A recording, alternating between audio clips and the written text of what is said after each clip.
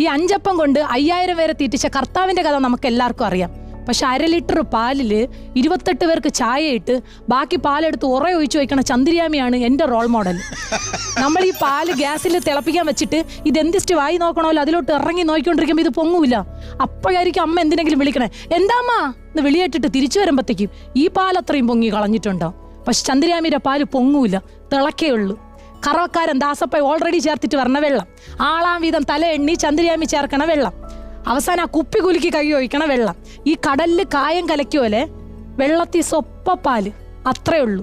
എല്ലാം കഴിഞ്ഞ് ചായ ഇട്ട് വെച്ചിട്ട് ഈ പീരിയോഡിക് ടേബിളിൽ H2O കണ്ടുപിടിച്ചവളെ പോലെ ഒരു നിപ്പുണ്ട്.